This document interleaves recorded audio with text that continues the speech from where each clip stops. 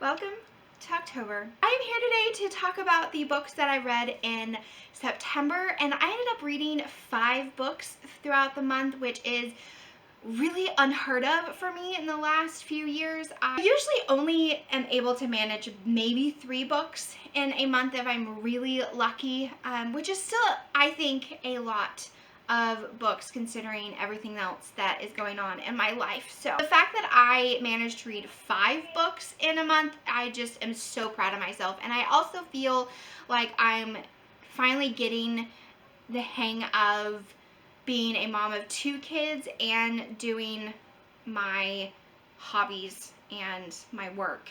And so it's a really fun time to see myself being able to figure out when I can do things and how to multitask and all of that. So without further ado, let's talk about those books that I read. I actually ended up reading 3 of these 5 books during the Upside Down Readathon, which I did vlog some of the week. If you would like to check it out, put a link down below. The first book that I finished during that week was One Word Kill by Mark Lawrence. This is the first book in a science fiction series, and it follows this group of kids that play D&D, and one of them finds out he has a terminal illness, and so it's about him dealing with the terminal illness, and then also the group of friends trying to save and protect one of their friends that is in this group from some really weird things that are happening. And so the premise of the book sounded really interesting, and the fact that it was blurbed as being Ready Player One meets Stranger Things, I just thought, this is right up my alley. But then it ended up not really being any of those things. The thing that I loved most about this book was when the characters were actually playing D&D and the author didn't just fade to black. He actually brought you into their game and had the game master tell the entire story of the quest that these characters are on, and so you felt like you were in the room with these characters playing this game, and I absolutely loved it. That was the best part of the book. But then the rest of it, everything that was going on, the science fiction aspect of things, how are things happening, was never really explained. It's just oh, and this is how it works. But there's no explanation of how it works or why it works or why this is happening. And so I think part of it is because I think he is planning on telling more of that part in the upcoming books, but just made me annoyed. And I ended up giving this book a 3 out of 5 stars. It was an okay read and does have me intrigued enough to maybe pick up the next book, but not anytime soon. The next book that I finished during that week was The Finalist by David Bell, and this is a psychological-esque thriller about the 6 college students that are competing for this scholarship. Whilst competing for this scholarship, they are, for some reason, which is never really explained, they're locked in the house that is owned by the fundees of this scholarship, and they have to do this interview, and during this time that they're locked in this house, one of them is killed or dies, and they have to figure out who did it, or is the murderer amongst us, and why would someone have motivation for that? And so the concept of it sounded really intriguing. The fact that they were competing sounded really intriguing, and I thought, okay, they're being locked in this old creepy house.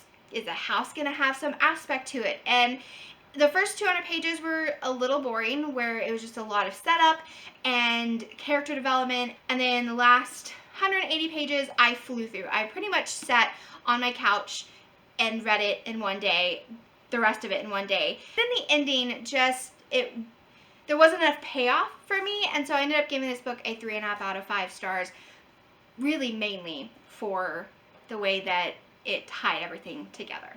And the last book that I finished during the Upside Down Readathon was The Saturday Night Ghost Club by Greg Davidson, and this book is about these 3 kids and one of the kids' uncles. They are going around the town and supposedly solving these ghost stories and urban legends that this town has, and that sounds really interesting. Sounds really fun. They're going on these adventures, and some of it is that.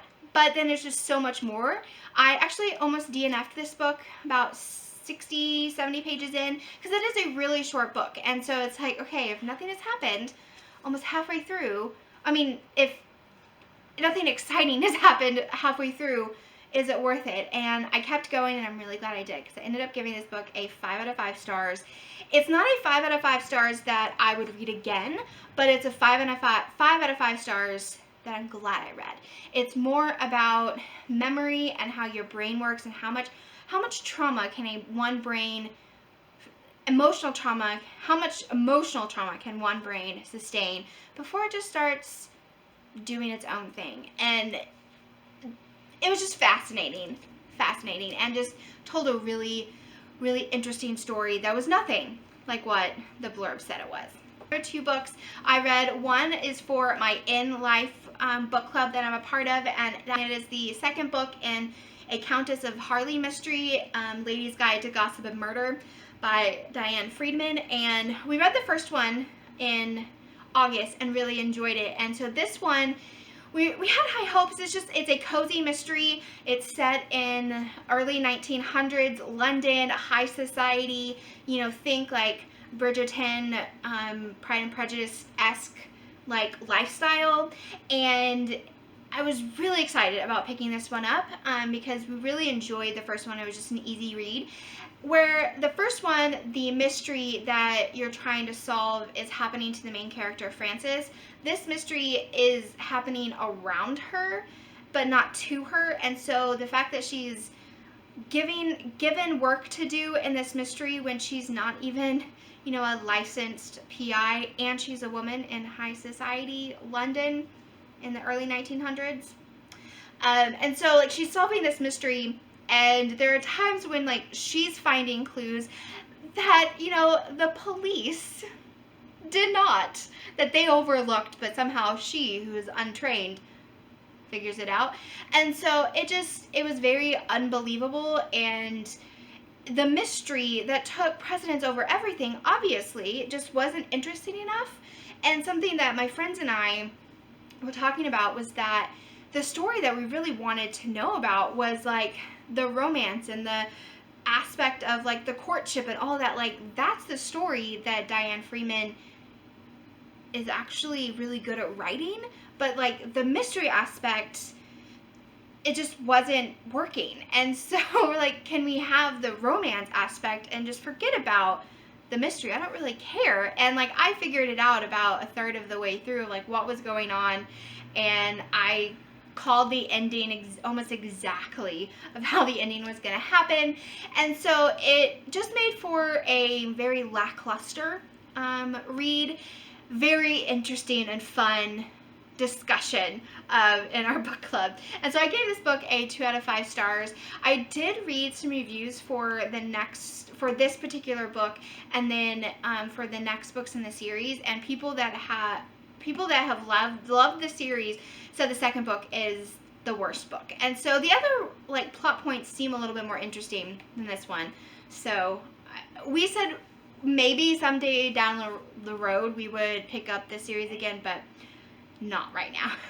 Okay. And then the last book that I read and finished in October was Part of Your World. And this book is about this wealthy woman and a small town guy. She gets stranded or stuck, I guess you could say, in his small town, and he saves her, and they have this chance encounter, romance. And where you think it's going to be, where I thought it was going to go one way, like you obviously have this romance and you have these two worlds, they just don't go together. And you know how they always go of like, oh, okay, one person has to compromise even more than the other, give up part of their life. And I really enjoyed Alexis and Daniel's story and enjoyed them separately and enjoyed their character development. I just didn't know how it was going to be any more than a cliche ending. And then the ending happened, and oh my gosh. This book was so phenomenal. I just love that there were aspects of like the typical cliche romantic story, Hallmark-esque like storyline. There were some of those cliches, but then just like brought it even more, where like you're watching a Hallmark movie and like, okay, that was good, but if you would have just gone a little bit more, this book is that. Like, it takes those aspects that if you like a romance novel, you'll love this, but then you'll love it even more because it goes even more. It gives you more depth, it gives you more character development, it gives you more plot points, it gives you an aspect, an ending to the story that sounds so believable, and nothing is tied up in, you know, like, nothing just is happily ever after in a nice little bubble and everything is perfect. Like, there's still aspects of the story where you're like, okay, I can see there's tension still here. This isn't really worked out, but this is so good. And it was one of the most enjoyable reads I've had this year. So highly recommend Part of Your World if you like a good romance novel and you've always wanted a romance novel to be a little bit more. Highly recommend it. So these are the 5 books that I ended up reading in the month of September. My favorite being Part of Your World, with a close second of Saturday Night Ghost Club. 2 very different books. So I have to say, this month was a fantastic reading month. I had some duds, but I had some amazing reads. And so I'm just so excited that I'm back to making videos. I'm reading a lot more, and I just feel like this year, it's just, this time of year, things are just, they just feel, I don't know, there's just something about this time of year that I feel like just opens up the possibilities to all of these things that have been dormant and dying during the summer, that just come out and flourish during the fall. So let me know down below if you read any of these books, what you thought about them, what your favorite book you read during September. And guys, I hope you're having a great reading month, and I will see you on the flip side.